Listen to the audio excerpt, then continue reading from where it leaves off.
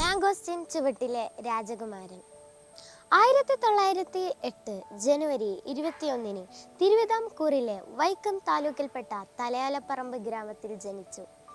പിതാവ് കായി അബ്ദുറഹിമാൻ, മാതാവ് കുഞ്ഞാത്തുമ്മ.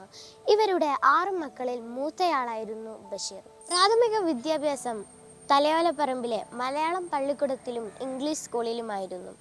രസകരവും സാഹസികവുമായിരുന്നു ബഷീറിന്റെ ജീവിതം. സ്കൂൾ പഠനകാലത്ത്, അതായത് 5ാം ക്ലാസ്സിൽ പഠിക്കുമ്പോൾ, കേരളത്തിലെത്തിയ ഗാന്ധിജിയെ കാണാൻ വീട്ടിൽ നിന്ന് ഒളിച്ചോടിയതാണ് ബഷീറിന്റെ ജീവിതത്തിൽ വഴിത്തിരിവായത്. കാൽനടയായി എറണാകുളത്ത് ചെന്ന് കാളവണ്ടി കയറി കോഴിക്കോട് എത്തിയ ബഷീർ സ്വാതന്ത്ര്യ സമര രംഗത്തേക്ക് എടുത്തുചാടി. 1930 കോഴിക്കോട് വെച്ച് ഉപ്പു സത്യാഗ്രഹത്തിൽ പങ്കെടുത്തതിന്റെ പേരിൽ ജയിലിലായി.